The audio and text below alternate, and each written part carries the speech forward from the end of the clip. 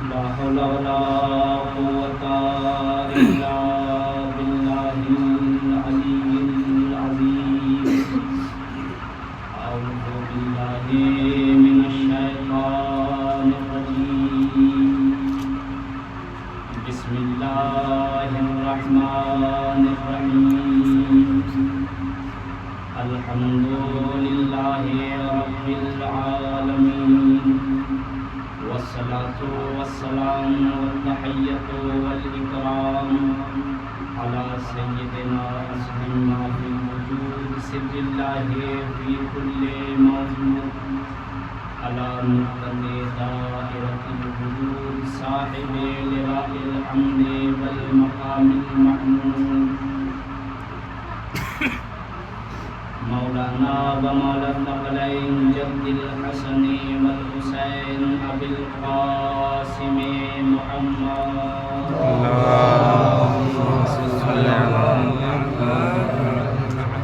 وعلى أهل بيته الطيبين الطاهرين المعصومين المظلومين، ولعنة الله على أعدائهم أجمعين من يوم عداوتهم إلى قيام يوم الدين. رب اشرح لي صدري ويسر لي أمري واحلل عقدة من لساني يفقهوا قولي. أما بعد، فقد قال الله تبارك وتعالى في القرآن الكريم وهو أصدق الصادقين. بسم الله الرحمن الرحيم. قل لا أسألكم عليه أجرا إلا المودة في القربى. اللهم صل على محمد.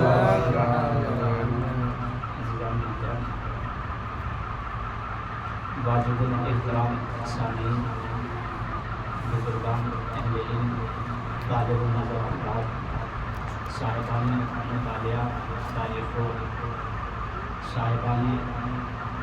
تاریخ و سیر اور مستقل تفاصیل قرآن حدیث کو نظر میں رکھنے والے محترم سامعین، یقیناً فرش اعضاء پر آپ بیٹھے ہوئے تمام افراد ہر لحاظ سے مجھ سے بہتر بھی ہیں اور مجھ سے زیادہ باخبر بھی ہیں، مگر اس کے بعد بھی اگر مجھے منبر پر آنے کا شرف ملا ہے تو یہ حکم کی تعمیل کرتے ہوئے اور اپنے لیے شرف سمجھتے ہوئے کہ آپ کی سماعتوں کی بارگاہ میں اس ذکر کے ذریعے سے اپنے شرف میں اضافہ کیا جا سکے کہ جس ذکر کو کرنے کے لیے اللہ کے معصوم فرشتے آسمانوں سے عبادت کو چھوڑ کر آتے ہیں، یہ بتانے کے لیے کہ حقیقی عبادت پروردگار وہ نہیں ہے کہ جس کو دنیا سمجھ لے عبادت کی صورت میں، بلکہ حقیقی عبادت وہ ہے کہ اللہ کے حکم کی فرما برداری کی جائے، جس وقت اللہ حکم دے اس پر عمل کیا جائے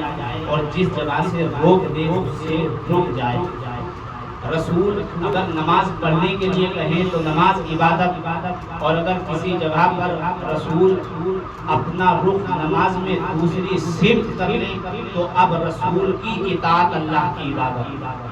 تو عبادت وہ امر ہے کہ جس میں اللہ کی مرضی ہو، جس میں آل محمد کی مرضی ہو، اور اگر آل محمد علیہ السلام کا ذکر سننا اور سنانا اور اس کے ذریعے سے انسان اپنے آپ کو معرفت کی معراج تک پہنچانے کا سبب نہ بناتا تو پھر کبھی اللہ کے معصوم فرشتے آسمانوں سے سجدوں کو چھوڑ کر، رکوع کو چھوڑ کر، قیام کو چھوڑ کر زمین پر اس مجلس میں شرکت نہ کرتے کہ جہاں آل محمد کے فضائل پڑھے جا رہے ہیں۔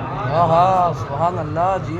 اب اگر اللہ کے معصوم فرشتے آسمانوں سے بلندی سے، اس لیے کہ صاحب عقل انسان ہمیشہ پستی سے بلندی کی طرف جاتا ہے، اب اگر اللہ کے معصوم فرشتے آسمان جس کو کے معنی ہی بلندی کے ہیں، اب اگر آسمان سے فرش مجلس پر آ رہے ہیں تو اس کا مطلب یہ ہے کہ بظاہر تو یہ زمین پست نظر آ رہی ہے، مگر اس کی بلندی اگر معلوم کرنا ہے تو فرشتوں سے پوچھو کہ یہ فرش اعلیٰ کتنا بلند ہے۔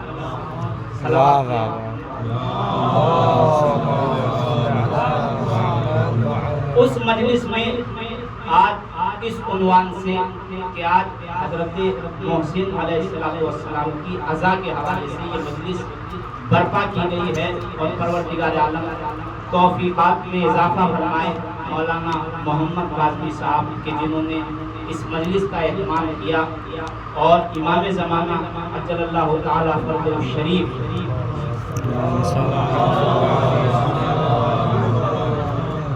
کی بارگاہ میں جناب سیدہ سلام اللہ علیہ کی نصیبت کا پرسہ پیش کیا، اور ہم صاحب عزا امام کی خدمت میں پرسہ پیش کرتے ہیں اس ذکر کے ذریعے سے۔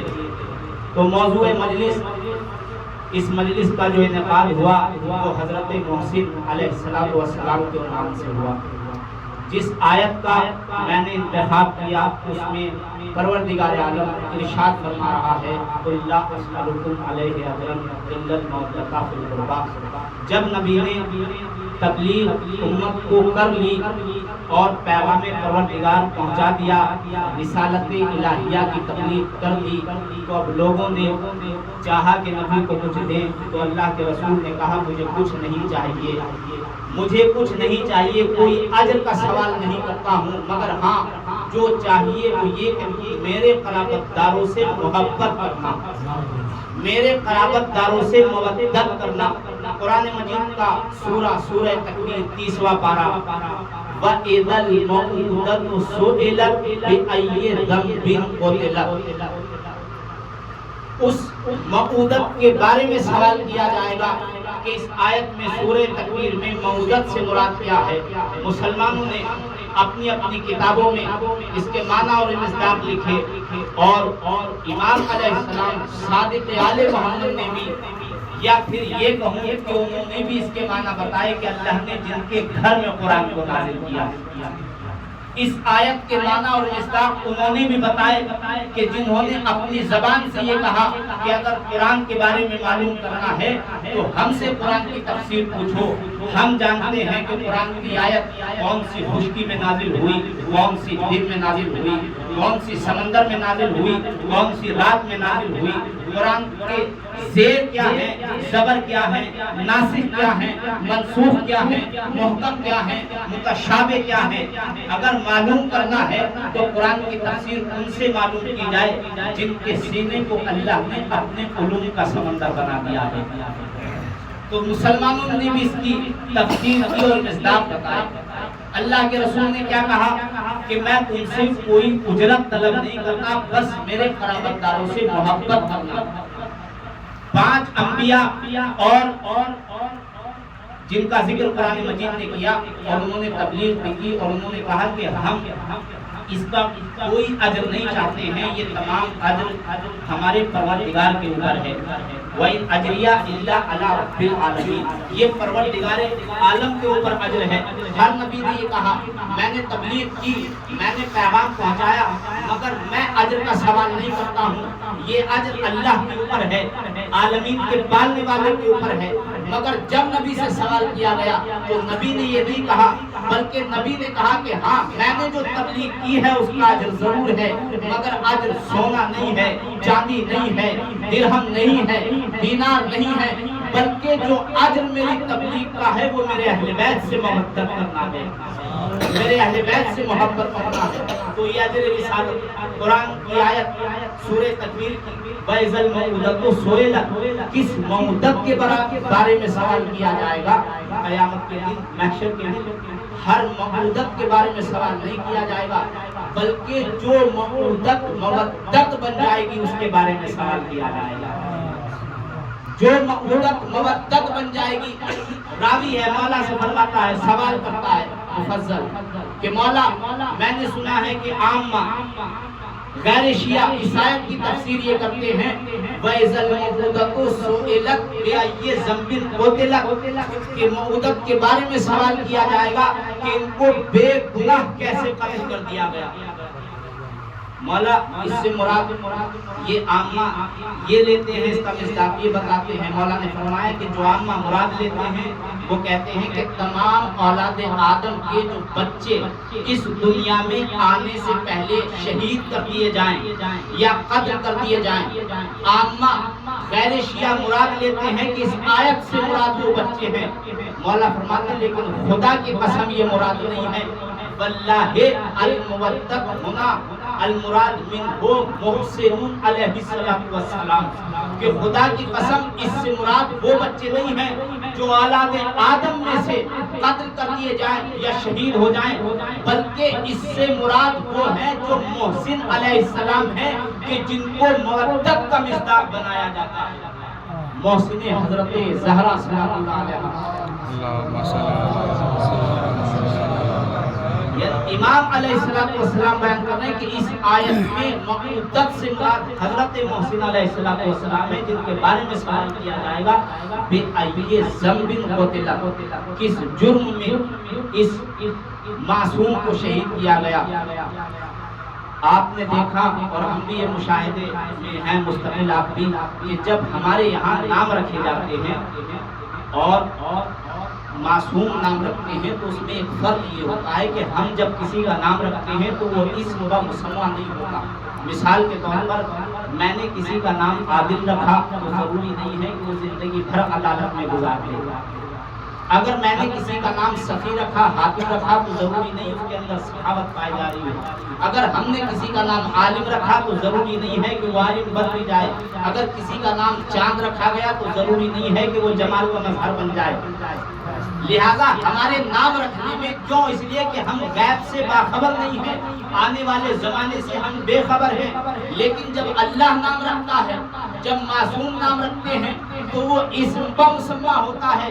کس طرح کا اللہ نے جو پہلا نام رکھا اپنے حبیب کا وہ ہے محمد صلی اللہ علیہ وسلم۔ اللہ نے جو پہلا نام رکھا وہ ہے ہمارے آخری نبی کا اسم مسمى۔ کس طرح ہے کہ اللہ جو نام رکھتا ہے اس کا اثر ہوتا ہے، یعنی پوری زندگی میں اس نام کے معنی ظاہر بھی ہیں اور دکھائی بھی دیتے ہیں۔ پروردگار عالم جانتا تھا میں جس حبیب کا نام محمد رکھ رہا ہوں یہ میرا وہ مصطفیٰ بندہ ہے کہ میرے بعد دنیا میں جس کی سب سے زیادہ تعریف کی جائے گی اسے محمد کہا جائے گا۔ یہ ہے اسم مسمى۔ اللہ نے اپنی ذات کے لیے جو نام قرار دیے ان میں اللہ نے جو سب سے پہلا، رحمان بھی اللہ کا اس میں صفت ہے، رحیم بھی ہے، غفار بھی ہے، کریم بھی ہے، اتنے نام اللہ کے ہیں، مگر اللہ نے اپنی ذات کے لیے جو نام سب سے پہلے قرار دیا وہ نام ہے علی۔ وہ نام ہے علی، تو علی کے معنی ہے بلند کے، علی کے معنی ہے اولا کے، علی کے معنی ہے برتر کے، علی کے معنی ہے مولا کے۔ تو اللہ نے نام رکھا، اس نام کا اثر یہ ہے اللہ اور رسول کے بعد کائنات میں جو سب سے بلند ہو جائے اسے علی کہتے ہیں۔ نام کا اثر اللہ جب رسول نام رکھے، امام حسن امام حسین علیہ السلام کے نام رکھے گئے۔ اللہ قدیم الاحسان ہے، اللہ کا ایک نام محسن ہے، تو پروردگار عالم نے اپنے نام سے حسن اور حسین کے نام رکھے۔ تو پروردگار عالم نے جن کو اپنے احسان کا مظہر بنا دیا، کسی کو حسن کہا گیا، کسی کو حسین کہا گیا۔ تو یہ ہے اللہ کے نام رکھے ہوئے جتنے معصومین علیہ السلام کے نام تھے۔ تو اب آئیے یہ نام جناب محسن علیہ السلام کا نام کسی غیر معصوم نے نہیں رکھا، بلکہ سردار انبیاء نے یہ نام رکھا ہے، اللہ کے رسول نے یہ نام رکھا ہے، اس زبان نے یہ نام رکھا ہے جو وحی کی ترجمان ہے، یا پھر لفظوں کو بدل کر یہ کہا جائے کہ مشیت الہی نے اس معصوم کا نام محسن رکھا ہے۔ تو جب اللہ کا ہر نام رکھا ہوا اس کے اندر کوئی صفت ایسی پائی جاتی ہے جو زندگی بھر اس معنی کو ظاہر کرتی رہے تو پھر ماننا پڑے گا جتنے نام اللہ کے رکھے ہوئے ہیں ہر نام اپنے معنی کا اثر دے رہا ہے۔ تو اس طرح اللہ نے جناب محسن کا نام اپنے نام سے مشتق نہیں، بلکہ جو اللہ کا نام محسن تھا وہی حضرت زہرا کے فرزند کو عطا کر دیا۔ بھائی محسن کے معنی ہے احسان کرنے والے کے، محسن کے معنی ہے نیکی کرنے والے کے، محسن کے معنی ہے احسان کرنے والے کے۔ کائنات کو معلوم ہونا چاہیے اللہ رحمان بھی ہے، اللہ رحیم بھی ہے، اللہ عالم بھی ہے، اللہ علیم بھی ہے۔ تو ہر صفت کا مظہر اللہ نے آل محمد کو بنایا، تو جہاں بقیہ صفات کا مظہر آل محمد علیہ السلام کو بنایا، وہاں جب اللہ نے اپنی صفت احسان کا کسی کو مظہر بنانا چاہا تو جناب سیدہ کے اس فرزند کو بنایا کہ جو ابھی دنیا میں نہ آیا تھا مگر ساری دنیا کے لیے محسن ہو گیا۔ سبحان اللہ، واہ واہ واہ واہ واہ۔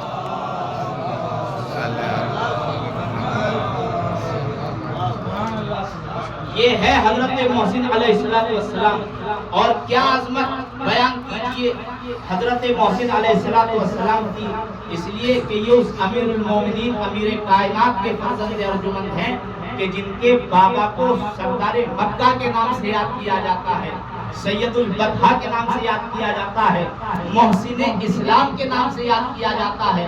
یہ وہ علی ہیں جن کے بابا بھی محسن اسلام ہیں اور ان کے فرزند بھی محسن جمیع الخلائق ہیں۔ اب ذہنوں میں ایک سوال آ سکتا ہے اور حق بھی ہے کہ سوال آیا جائے کہ کس طریقے سے حضرت محسن تمام مخلوقات کے لیے محسن ہیں، ابھی دنیا میں بھی نہیں آئے مگر محسن نام اللہ کا رکھا ہوا ہے۔ اللہ کوئی ایسا نام نہیں رکھتا جس کا اثر نہ ہو، جو اسم بمسمہ نہ ہو۔ تو آئیے مصداق احسان دیکھتے ہیں۔ بھائی کائنات میں جناب محسن علیہ السلام کا پہلا احسان یہ ہے کہ جس نے اپنے والد امیر المومنین علیہ السلام کے لیے اور جناب سیدہ سلام اللہ علیہا کے لیے ساری مخلوقات کے سامنے مولا کے اوپر جو ظلم کیا گیا، جناب سیدہ پر جو ظلم کیا گیا، اس ظلم کا جب فیصلہ سنایا جائے گا تو محشر کے میدان میں عدالت خدا میں جو سب سے بڑی دلیل بن کر محشر میں آئے گا وہ ہوگا حضرت محسن علیہ السلام، جو اپنے بابا کے حق کے لیے یا جو دفاع ولایت کے لیے سب سے بڑا گواہ اور سب سے بڑی دلیل اور حجت کبریٰ بن جائے، اسے محسن اسلام اور محسن زہرا سلام اللہ علیہا کہا جاتا ہے۔ یہ جناب محسن علیہ السلام۔ اب مصداق احسان میں دنیا والوں کے اوپر احسان کیا ہے؟ بھئی دنیا والوں کے اوپر احسان یہ ہے کہ اگر آیت اللہ وحید خراسانی کا ایک پیغام بھی ہے کہ آپ جتنا ہو سکتا ہے دنیا میں اپنے بچوں کا نام محسن رکھیں۔ آیت اللہ وحید خراسانی نے اپنے درس میں یا بحث فالح میں کہا جتنا ہو سکے اپنے بچوں کا نام محسن رکھیں۔ اس کا فائدہ کیا ہوگا؟ جب دنیا میں بچوں کا اتنا زیادہ نام محسن ہو جائے گا، اتنا زیادہ نام محسن ہو جائے گا کہ ہر انسان سنے گا کہ یہ محسن ہے، سوال کرے گا کہ آخرکار یہ محسن کون ہے جو اس کا اتنا زیادہ نام دنیا میں رکھا جا رہا ہے۔ کہا جب دنیا یہ سوال کرے گی تو پھر حضرت محسن علیہ السلام کا واقعہ بتایا جائے گا۔ کہا واقعہ کیا بتایا جائے گا؟ کہیں گے اللہ کے رسول کی ایک بیٹی تھی جن کے بچے وہ دنیا میں آنے سے پہلے ظالموں نے شہید کر دیا، اس کا نام اللہ کے رسول نے محسن رکھا تھا۔ کہا آپ دنیا میں نام رکھتے چلے جائیں گے، جب دنیا یہ سنے گی ایسے معصوم بچے کو شہید کیا گیا تو دنیا سوال کرے گی کہ کون ظالم تھا کہ جس نے یہ ظلم کیا ہے، کون مجرم تھا جس نے یہ جرم کیا ہے۔ ساری دنیا سوال کرے گی، جواب میں بتایا جائے گا فلا ابن فلا اس نے یہ جسارت اور یہ جرم کیا ہے۔ تو آپ کے نام رکھنے سے جو نقاب ظلم کو الٹ دے اسے حضرت محسن علیہ السلام کہا جاتا ہے۔ یعنی ساری دنیا کے اوپر جناب محسن کا احسان یہ ہوا کہ اب ظلم نقاب ظلم میں نہیں رہ سکتا، بلکہ جب جب ذکر حضرت محسن علیہ السلام آئے گا ظالم کے چہرے سے نقاب الٹے گی، تو جس کا نام ظالم کے چہرے سے نقاب ظلم الٹنے کے لیے ایک معجزہ ہو، اس کی ذات کا کیا عالم ہوگا۔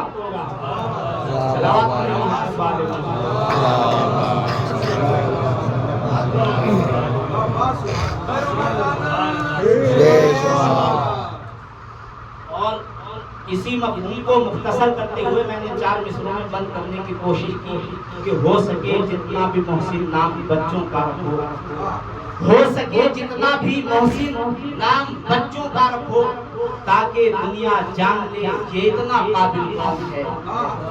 ہو سکے جتنا بھی محسن نام بچوں کا رکھو تاکہ دنیا جان لے یہ اتنا قابل کون ہے. تو جب سنائی جائے گی ظلم و ستم کی داستان ایک دن پوچھیں گے سب محسن کا قاتل کون ہے. ایک دن پوچھیں گے سب محسن کا قاتل کون ہے. تو جس کے نام کا یہ عالم ہو, جس کے نام کی یہ برکت ہو کہ جو نقاب ظلم کو الٹنے کے لیے کافی ہو. محشر کے میدان میں جس کا سب سے پہلا فیصلہ پروردگار عالم کی عدالت میں سنایا جائے گا وہ قضیہ حضرت محسن علیہ السلام. پروردگار عالم جس کے قاتل کو سب سے پہلے عذاب دے گا, سزا دے گا. اس کا مطلب یہ ہے کہ اللہ کی نظر میں حضرت محسن کا مرتبہ اگر معلوم کرنا ہے تو صرف اس عبارت سے اندازہ لگا لیجئے کہ جس کے قاتل کو سب سے پہلے سزا دی جائے گی اسے محسن زہرا سلام اللہ علیہ. محشر کے میدان میں جن 2 بچوں کا قضیہ, شہزادوں کا قضیہ, معصوموں کا قضیہ سب سے پہلے لایا جائے گا, فیصلہ سنایا جائے گا. ایک حضرت محسن علیہ السلام, دوسرے حضرت علی علیہ السلام. اور ایسے عالم میں ان کا انصاف کیا جائے گا. جناب محسن علیہ السلام اگر میں یہاں فضائل پڑھوں اپنے مولا کے تو اور بات ہے, کیونکہ آج کے زمانے میں اس صدی کے لوگ بھی پورے نہیں آئیں گے. اس شہر کے لوگ, اس ملک کے لوگ, اس محلے کے لوگ بھی پورے نہیں آئیں گے اگر میں فضائل پڑھنا شروع کروں. مگر پروردگار عالم حضرت محسن علیہ السلام کے فضائل کسی ایسی جگہ پر نہ پڑے گا جو محدود ہو, زمانوں کے ذریعے سے, مکانوں کے ذریعے سے, تعداد کے ذریعے سے, بلکہ اللہ حضرت محسن کے فضائل محشر کے میدان میں پڑھے گا. کس وقت کہ جب حضرت آدم سے لے کر حضرت خاتم صلی اللہ علیہ وآلہ وسلم تک اللہم صلی علی محمد تمام انبیاء بھی جمع ہوں گے, تمام امتیں بھی جمع ہوں گی. آج پروردگار عالم کسی محسن کا ذکر کر رہا ہوگا, کسی محسن کا ذکر کر رہا ہوگا. ابو بصیر سے یہ روایت ہے, امام صادق علیہ السلام سے روایت کرتے ہیں کہ محشر کا میدان سجا ہوگا, تمام انبیاء ہوں گے, تمام نبیوں کی امتیں ہوں گی. ایسا بازار جہاں ہر ایک سن رہا ہوگا کہ آج کس کی فضیلت بتائی جا رہی ہے. اس عالم میں پروردگار عالم اپنے حبیب کو آواز دے گا وَدُعِيَا مُحَمَّدٌ صلی اللہ علیہ وآلہ وسلم, اور پیغمبر کو بلایا جائے گا فَيُقْسَى خُلَّةً, اور جناب رسول اکرم صلی اللہ علیہ وآلہ وسلم کو ایک سرخ عبا پہنائی جائے گی. اس کے بعد پیغمبر کو عرش کے داہنی طرف کھڑا کیا جائے گا. پھر پروردگار عالم کی طرف سے آواز آئے گی حضرت ابراہیم علیہ السلام کے لیے. جناب ابراہیم کو ایک سفید عبا پہنائی جائے گی اور عرش کے بائیں طرف کھڑا کر دیا جائے گا. اس کے بعد وَدُعِيَا عَلِيٌّ أَمِيرُ الْمُؤْمِنِينَ علیہ السلام فَتُقْسَى حُلَّةٌ, اور اس کے بعد امیر المومنین علیہ السلام کو آواز دی جائے گی اور ایک سرخ عبا پہنائی جائے گی. مولا علی علیہ السلام کو نبی کریم کے داہنی طرف کھڑا کر دیا جائے گا. اس کے بعد حضرت اسماعیل کو آواز دی جائے گی محشر کے میدان میں اور ان کو ایک سفید عبا پہنائی جائے گی اور اس کے بعد حلہ پہنایا جائے گا, لباس پہنایا جائے گا اور ان کو جناب ابراہیم کے بائیں طرف کھڑا کر دیا جائے گا. اس کے بعد پھر امام حسن مجتبی علیہ السلام کو آواز دی جائے گی اور امام حسن کو مولا پہلے یہ لباس سرخ پہنایا جائے گا, پھر مولا امیر علیہ السلام کے داہنی طرف کھڑا کیا جائے گا. اس کے بعد امام حسین علیہ السلام کو آواز دی جائے گی اور یہ لباس پہنایا جائے گا محشر کے میدان میں اور امام حسن کے داہنی طرف کھڑا کر دیا جائے گا۔ اس کے بعد تمام ائمہ معصومین علیہ السلام کو آواز دی جائے گی، محشر کے میدان میں لباس پہنایا جائے گا اور اس کے بعد ایک ایسا لباس دیا جائے گا اور ہر ایک کو اپنے برابر والے امام کے داہنی طرف کھڑا کر دیا جائے گا۔ اس کے بعد جناب سیدہ سلام اللہ علیہا کو آواز دی جائے گی اور وہ خواتین جو بیوی کے ساتھ ہوں گی ان کو آواز دی جائے گی، ان کی ذریت کو آواز دی جائے گی، ان کے شیعوں کو آواز دی جائے گی اور پروردگار عالم کی طرف سے آواز آئے گی کہ ان کو جنت میں بغیر حساب و کتاب کے داخل کر دیا جائے۔ اب جب یہ ایک منظر تمام ہو چکا ہوگا، اب اس کے بعد آواز قدرت آئے گی فرمودیا من بطان العرش، بطان عرش سے، عرش کے اندر سے ایک آواز آئے گی پروردگار عالم کی اور اللہ کی آواز آئے گی اور پروردگار مخاطب ہوگا اپنے رسول سے اور کہے گا نعم الاب ابوک یا محمد وہو ابراہیم علیہ السلام ونعم الاخ اخوک وهو علی بن ابی طالب علیہ السلام ونعم السبطہ وهو الحسن والحسین علیہ السلام ونعم الجنین جنین کا وهو محسن علیہ السلام۔ صلوات سبحان اللہ۔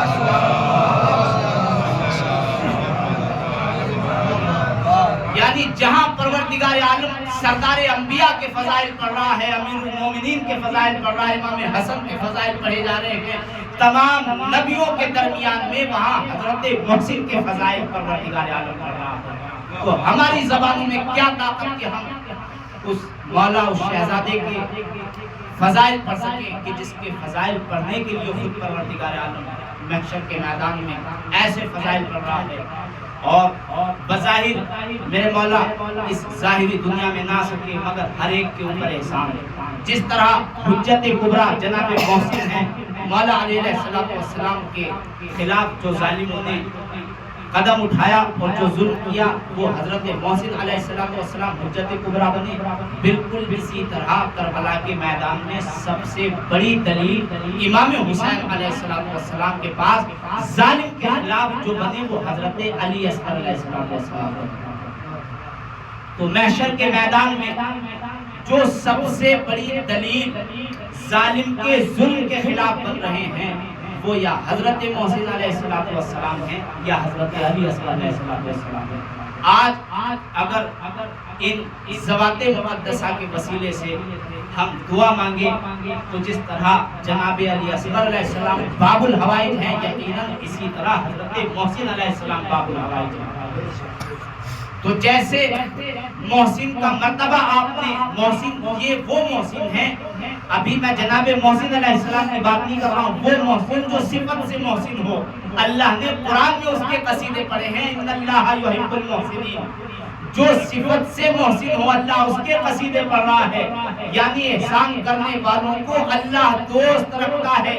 یہ تنہا صفت سے متصف ہو کر محسن بنے ہیں، تو آپ اندازہ تو لگائیے جو تنہا صفت احسان سے متصف ہو جائے، اللہ اپنے قرآن میں تو یہ کہہ رہا ہو ان اللہ یحب المحسنین، تو پھر اس ذات کا کیا عالم ہوگا جو نام سے بھی محسن ہو، جو صفت سے بھی محسن ہو، جو ذات سے بھی محسن ہو۔ صلوات پڑھیں۔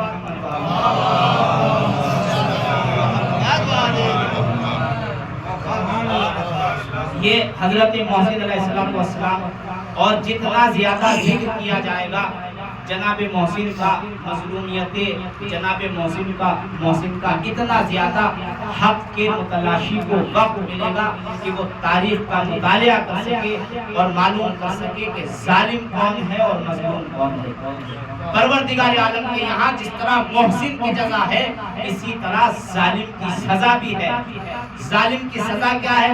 اگر کسی نے عام مسلمان کے اوپر ظلم کیا تو پروردگار عالم اس کو صرف مسلمان کی بات نہیں کر رہا ہوں، انسان کی بات نہیں کر رہا ہوں، بلکہ اگر کسی نے حیوان پر بھی ظلم کیا ہوگا یا حیوان کے اوپر ظلم ہو رہا ہوگا اور وہ انسان خاموش رہے، اس ظلم کا دفاع نہ کر سکے، اس کو نہ بچا سکے، تو پروردگار جو سزا ظالم کے لیے معین کرے گا وہی سزا اس کے لیے معین کرے گا جو ظلم پر خاموش رہ جائے گا، جو مظلوم کی مدد نہ کرے گا۔ واقعہ بنی اسرائیل کی قوم کا ایک عابد دلیل کے طور پر بیان کرتا چلوں کہ پروردگار عالم ظالم کو کتنی بڑی سزا دے گا، اس لیے کہ قوم بنی اسرائیل میں وہ عابد جب عبادت کرنے کے لیے حسب دستور نکلا، اس نے دیکھا کہ راستے میں ایک مرغی ہے، چند بچے اس مرغی کو پکڑے ہوئے ہیں، اس کے پر نوچ رہے ہیں، یعنی اس کے اوپر ظلم کر رہے ہیں۔ اس عابد کے ذہن میں یہ خیال آیا کہ اس حیوان کی جان بچاؤں، کہیں ایسا نہ ہو کہ بچے اس کے اوپر ظلم کر دیں اور یہ مر جائے، مگر چونکہ شیطان ملعون جو ہر قدم پر موجود ہوتا ہے، شاید شیطان نے اس کو کوئی تبلیغ کر دی ہو، ارے تم تو اللہ کی عبادت کے لیے جا رہے ہو، چھوڑو یہاں پر یہ بچے ہی تو ہیں، تم تو اللہ کا سجدہ کرنے کے لیے جا رہے ہو۔ اب یہ مظلوم کے اوپر ظلم ہوتا ہوا اس نے عابد نے دیکھا، مگر رک کے پھر آگے بڑھا، یہ سوچ کر میں اللہ کی عبادت کے لیے جا رہا ہوں، میں سجدہ کرنے کے لیے جا رہا ہوں۔ پروردگار عالم نے فرشتوں کو حکم دیا کہ جاؤ، یہ عابد جس جزیرے پر عبادت کر رہا ہے اس جزیرے کو حکم دے کہ عابد کے ساتھ یہ فنا ہو جائے، یہ غرق ہو جائے اور یہ زمین اس عابد کو نگل لے۔ عجب نہیں، فرشتوں نے سوال کیا ہو پروردگار عالم یہ تیرا عابد ہے، عبادت کرنے والا ہے، سجدے کرنے والا ہے، میرے معبود یہ تیرا قریب ترین بندہ ہے، اتنے زیادہ بندوں میں جو عبادت میں مشہور ہو گیا یہ وہی عابد ہے۔ پروردگار عالم کی آواز آئے گی کہ مجھے ایسی عبادت سے کوئی سروکار نہیں ہے جو مظلوم کی آواز پر لبیک نہ کہہ سکے، مجھے ایسی عبادت نہیں چاہیے جو مظلوم کی مدد نہ کر سکے۔ یہاں مظلوم انسان نہیں ہے، مسلمان نہیں ہے، مومن نہیں ہے، بلکہ ایک بے زبان ہے، تو جو پروردگار عالم ایک حیوان پر ظلم ہوتا ہوا برداشت نہ کر سکے اور عام انسان کو نہیں بلکہ عابد کو فنا کر دے، تو آپ اندازہ تو لگائیے اب اگر کسی مسلمان کے اوپر ظلم کیا جائے گا، تنہا مسلمان نہیں کسی مومن کے اوپر ظلم کیا جائے گا، تنہا مومن نہیں کسی متقی کے اوپر ظلم کیا جائے گا، تنہا متقی نہیں بلکہ کسی ولی کے اوپر ظلم کیا جائے گا، تنہا ولی نہیں کسی نبی کے اوپر ظلم کیا جائے گا، تنہا ولی نہیں بلکہ اولو العزم پیغمبر کے اوپر ظلم کیا جائے گا، تنہا وہ نبی نہیں بلکہ اگر کسی ایسے بچے پر ظلم کیا جائے جو رسول کی بھی جان ہو، جو علی کی بھی جان ہو، جو سیدہ کی بھی جان ہو، اب پروردگار عالم یہ کیسے برداشت کر سکتا ہے کہ اس ظالم کو معاف کر دے؟ واہ واہ واہ واہ واہ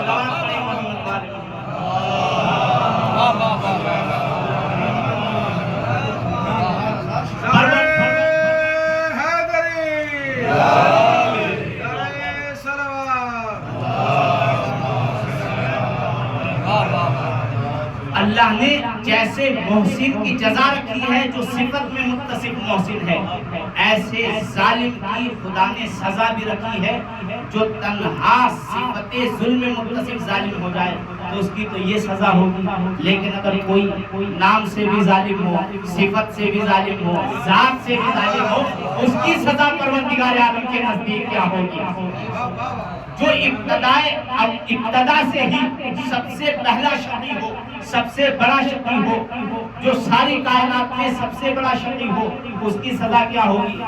اور جس نے خود جناب سیدہ سلام اللہ علیہ پر ظلم کیا ہو، یا زمین غصب کر کے ظلم کیا ہو، یا بی بی کے اوپر اس نے ظلم و ستم کیا ہو، بس ایک روایت اور پھر اپنے مسائل مسلمانوں کی اپنی کتابیں، ان کی کتابوں سے کچھ سطر پڑھ رہا ہوں، انہوں نے اپنی کتابوں میں یہ حدیث نقل کی کہ من اخذ شبرا من الارض ظلما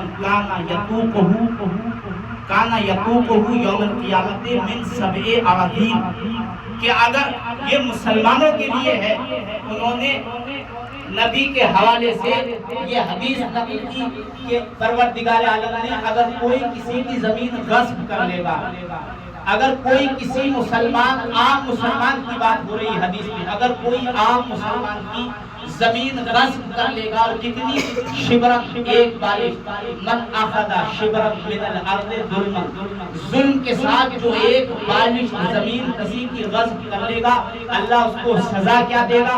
اور اس کی سزا یہ ہوگی کہ قیامت کے دن وہ ایک بالش زمین اپنے ساتوں طبقوں کے ساتھ, زمین کے ساتوں طبق زمین کے اس کے گلے میں سزا کے عوض میں ڈال دیے جائیں گے. اللہ اسے سزا یہ دے گا, زمین کے ساتوں طبقات اس کے گلے میں ڈال دیے جائیں گے. جو ایک مسلمان کی ایک بالش زمین غصب کرے گا, یہ اللہ کا قانون ہے.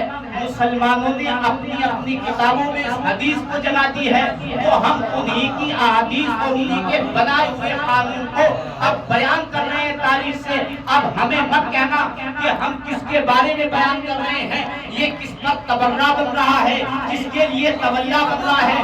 بلکہ اگر ہم کسی حقیقت کا اظہار کرتے ہیں تو جو برے ہوں گے ان کے لیے تبرہ بن جائے گا, جو اچھے ہوں گے ان کے لیے تولیہ بن جائے گا.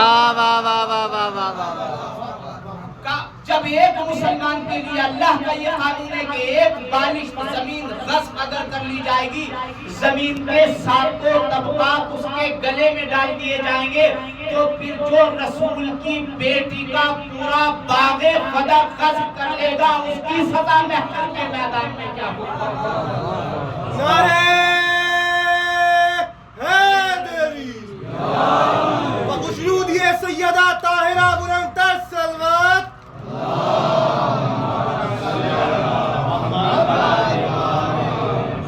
لہذا ظالم کو سزا دی جائے گی اور ہر اس کو سزا دی جائے گی جو ظلم کے اوپر حاصل رہے گا. محسن کو جزا دی جائے گی اور ہر اس کو جزا دی جائے گی. الراضی بفعل قوم قد داخل فیہ معہم, جو کسی قوم کے فعل سے راضی ہو جائے اللہ اس کو اسی کے ساتھ محشور کرے گا. اگر کوئی اچھے کام کرنے والا ہے, اگر کسی نے 1000 سال پہلے کوئی اچھا کام کیا تھا, آج انسان نے سنا ہے کاش یا لیتنا کنا معکم فنفوز فوزا عظیما. مولا آپ نے اللہ کی بارگاہ میں اتنی عظیم قربانی دی ہے, کاش میں بھی آپ کے ساتھ میدان کربلا میں ہوتا تو میں بھی اس عظیم کامیابی کو حاصل کرتا. ہزاروں سال پہلے یہ نیکی کی گئی, اللہ کی بارگاہ میں عمل خیر کیا گیا, مگر چونکہ صرف تمنا کرنے سے پروردگار عالم نے کہا ہم تمہیں وہی جزا عطا کریں گے جو حسین کے ساتھ شہید ہونے والے 72 کو دی گئی ہے. صرف یہ جملہ کہنے پر تو جس طرح امام حسین علیہ السلام کے ساتھیوں کی تمنا کرنا انسان کو وہ جزا دلا سکتا ہے, تو جو امام حسین کے مقابل میں ظالم آئے ہیں. اب اگر آج کوئی یا مولا علی علیہ السلام کے زمانے میں جو ظالم تھے, جناب سیدہ کے اوپر جو ظلم کرنے والے تھے, قیامت تک اب جو ظالموں کا دفاع کرتے رہیں گے ان کو ظالموں کے ساتھ رکھا جائے گا, اور جو امام کے حق کا دفاع کرتے رہیں گے ان کو قیامت تک امام کے ساتھ رکھا جائے گا. اب محشر کے میدان میں فیصلہ ہوگا کہ سزا صرف ظالم کو نہ دی جائے گی, جزا صرف اور صرف امام کو یا نیک کام کرنے والوں کو نہیں, بلکہ جو جس کے فعل سے جس طرح راضی ہو جائے گا اس کو اس کے ساتھ رکھا جائے گا. تمام حسینیوں کو جنت میں اللہ حسین کے ساتھ رکھے گا, تمام ظلم پر راضی ہونے والوں کو اللہ دوزخ میں ظالم کے ساتھ رکھے گا. تو اللہ کا قانون ہے, یہ پروردگار عالم کا قانون ہے کہ جس کی جو نیت ہوگی. اور انسان کو یہ سوال کیا گیا کہ کس طریقے سے انسان کو ہمیشہ جہنم میں رکھا جائے گا. در حالانکہ انسان نے 60 سال زندگی گزاری ہے, انسان نے 80 سال زندگی گزاری ہے. عقل تو یہ کہتی ہے کہ 80 سال جہنم میں رکھا جائے, اس کو رہا کر دیا جائے. جو 50 سال گناہ کرتا رہا اسے 50 سال جہنم میں رکھا جائے. شاید عدالت کا تقاضا عوام کی نظر میں یہ ہو کہ جس نے 100 سال زندگی گزاری اسے 100 سال جہنم میں رکھا جائے, اس کے بعد جہنم سے رہا کر دیا جائے. مگر چونکہ انسان کو جزا صرف ظاہری زندگی سے نہ دی جائے گی بلکہ اس کو جزا اس کی نیت کے اعتبار سے دی جائے گی. المومن نیت المومن خیر من عملہ، مومن کی نیت اس کے عمل سے بہتر ہوتی ہے. مومن کا عالم یہ ہوتا ہے کہ ملتی تو 50 سال کی زندگی ہے مگر یہ 50 سال کی زندگی میں اللہ سے دعا یہ کرتا ہے میرے معبود اگر ساری کائنات کی زندگی کے برابر بھی زندگی مل جائے تو تیری عبادت کرتا رہوں، تیری اطاعت کرتا رہوں، تیرے سجدے کرتا رہوں. اور ظالم کی نیت یہ ہوتی ہے اگر ساری دنیا کائنات کی زندگی کے برابر بھی مجھے عمر مل جائے تو ظلم کرتا رہوں گا، ستم کرتا رہوں گا. اب پروردگار عالم نے ہم فیہا خالدون، مومن کو اس کی نیت کے مطابق ہمیشہ جنت میں رکھا جائے گا، ظالم کو اس کی نیت کے مطابق ہمیشہ جہنم میں رکھا جائے گا.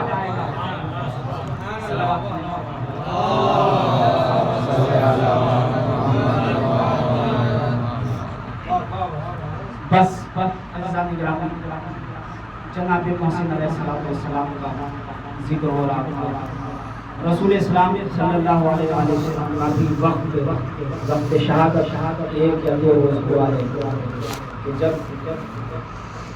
رسول اسلام کا آخری وقت تھا اور ایک شخص ہے جو دروازے پر بار بار آ رہا تھا اور یہ کہہ رہا تھا کہ مجھے اللہ کے رسول سے ملاقات کرنا ہے.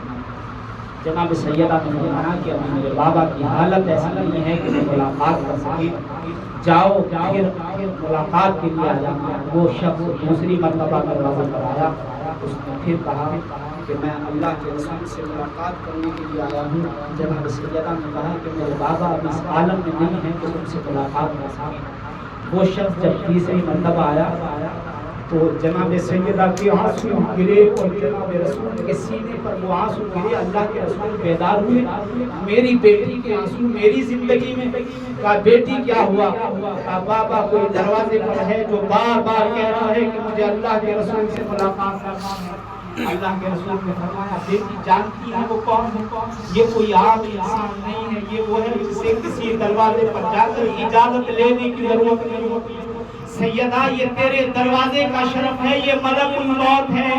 جب تک سیدہ تو اجازت نہ دے گی اس وقت تک یہ ملک الموت گھر میں داخل نہ ہوگا.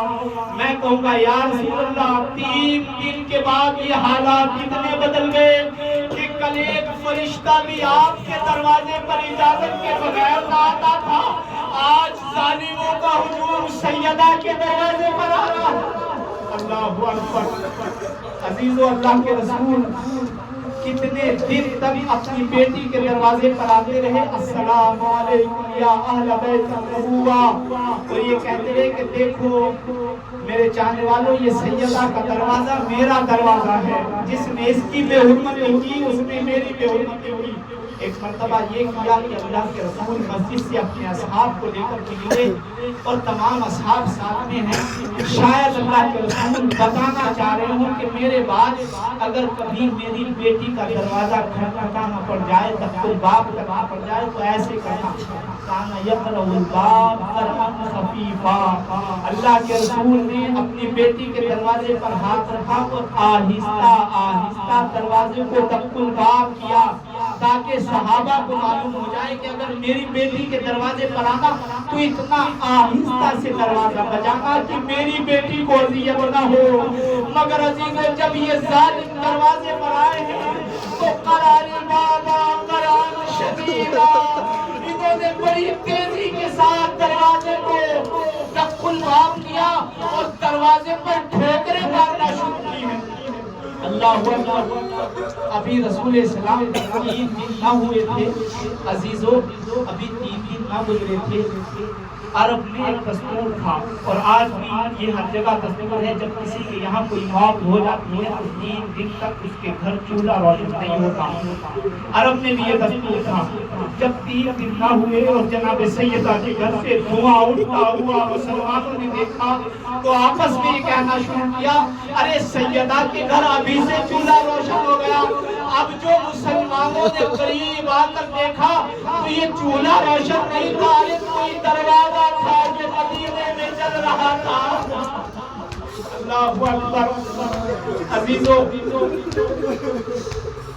ایک ماں اپنے بچے کو قتل ہوتے ہوئے کیسے برداشت کر سکتی ہے؟ مفضل ہے امام صادق علیہ السلام سے کہتے ہیں مولا یوم قصاص اعظم بڑا دن ہوگا اس دن سے کہ جس دن کربلا میں ظلم ستم کیا گیا۔ مولا نے کہا کہ ہاں مگر کربلا کے ظلم سے بھی بڑا ایک اور دن ہے، وہ احراق باب امیر المومنین علیہ السلام، احراق النار علی باب امیر المومنین علیہ السلام، و یوم قتل المحسن علیہ السلام کا کربلا میں اتنی مصیبتیں گزری ہیں۔ کربلا کے دن کے لیے یہ کہا گیا کہ مولا آپ کے دن جیسا کوئی دن نہیں ہے۔ امام حسن نے اپنی شہادت کے وقت کہا تھا بھائی آپ کے دن جیسا کوئی دن نہیں ہے، مگر امام صادق علیہ السلام فرماتے ہیں کربلا میں اتنی مصیبتیں نازل ہوئی ہیں مگر جیسا دن وہ دن تھا کہ جب مدینے میں دروازے پر آگ لگائی گئی، ارے جب ہماری جمدہ کی پسلیوں کو توڑا گیا، جب محسن کو شہید کیا گیا، وہ کربلا کی مصیبتوں سے بھی بڑا دن تھا۔ عزیزو ایک عالم دین نے جناب محسن کے مسائل میں لکھا کہ جناب محسن کا شہید ہو جانا بالکل ایسا تھا جیسے امام حسین کا کربلا میں زخمی ہو کر رہوان سے زمین کے اوپر گرنا۔ جناب سیدہ سلام اللہ علیہ مصیبتیں کتنی ہیں، ابھی 3 دن نہ ہوئے تھے جناب سیدہ نے مرثیہ پڑھنا شروع کیا۔ سکت علیہ نسائکم لو انہا، سکت علیہ نسائکم لیا، بابا آپ کی بات ایسی مصیبتیں ہم پر اٹھائی گئی، اگر وہ دنوں پر پڑ جاتی تو سیاہ رات میں تبدیل ہو جاتی۔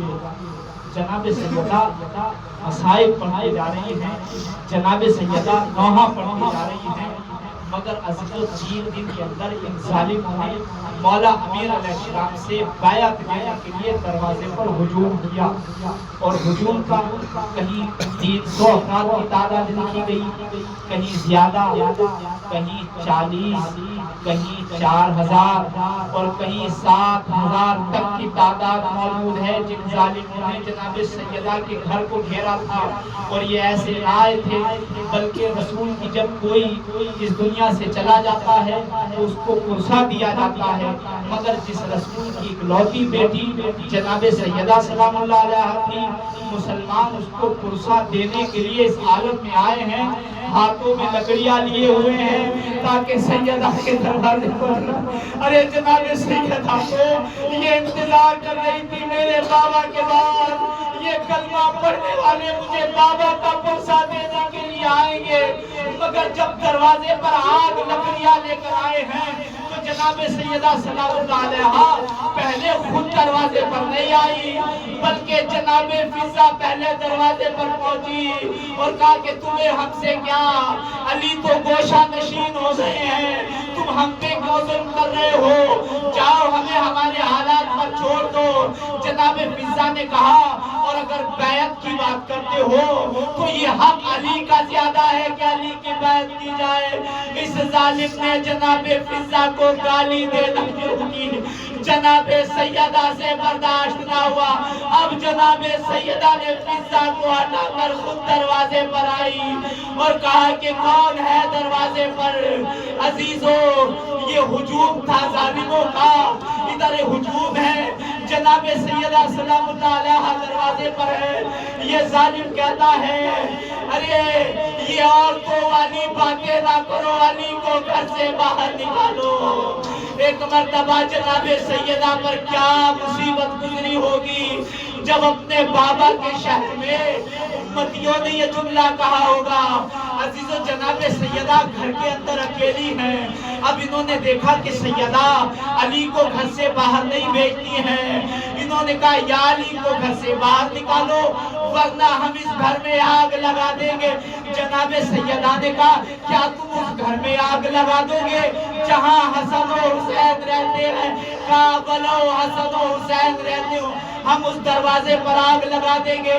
عزیزو ظالموں نے دروازے پر آگ لگانا شروع کی، یہ دروازہ جلنا شروع ہوا، مگر جناب سیدہ نے آخری وقت تک ولایت کا دفاع کیا اور اس طرح دفاع کیا دروازہ جل رہا تھا، آگ کے شعلوں سے بی بی کا چہرہ جھلس رہا تھا، مگر جناب سیدہ پیچھے نہ گئی۔ جب تک بی بی میں جان تھی ہاتھوں کو دروازے پر رکھے رکھا، عزیزو دروازہ اتنا جل چکا تھا، جو کیل لوہے کی تھی وہ سرخ ہو چکی۔ اب مجھے نہیں معلوم کہ بی بی پر کیا مصیبت گزری، ارے وہ سرخ کیل بتائے گی جو بی بی کے سینے میں پیوست ہو گئی۔ جب یہ ظالم دروازے کو دھکا مار کر اندر داخل ہوئے، جناب سیدہ نے کہا ارے میرے سر پر اس وقت مقنا بھی نہیں ہے، چادر بھی نہیں، ظالموں میرے گھر میں داخل نہ ہو۔ مگر یہ تمام ظالم بی بی کے گھر میں داخل ہوئے۔ جناب سیدہ نے اپنے آپ کو دیوار اور در کے بیچ میں کرنا چاہا۔ روایت کے جملے ہیں فَأَسَرَا سَرَحَا سِیرًا، جناب سیدہ کو در و دیوار کے بیچ میں دبایا گیا، ایسے دبایا گیا۔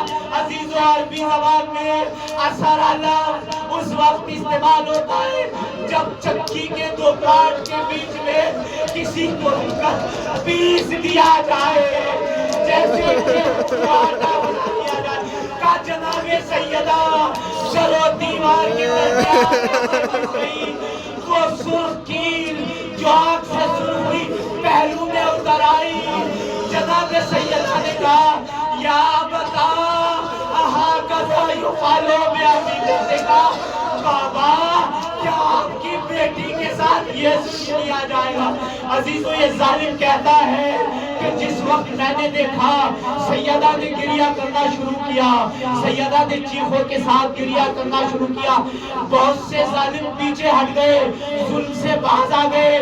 یہ کہتا ہے میں نے دیکھا کہ میرا دل عنقریب نرم ہونے والا تھا کہ میں واپس پلٹ جاؤں، مگر مجھے بغض علی یاد آ گیا۔ میں آگے بڑھا، میں نے سیدہ کے ایک تماچا مارا، مجھ سے کوڑے کو لیا، جناب سیدہ پر ایک کوڑا مارا، جناب سیدہ زمین پہ گری، جنتا دروازہ بی بی پہ گرا، اور یہ ظالم اس دروازے کے اوپر سے گزر گئے جس دروازے کے نیچے رسول کی بیٹی اگر دروازے پر ظالموں کا ہوتا میری دادی کے پسندوں کے ڈھونڈنے کی آواز اپنے کانوں میں سنتے تھے۔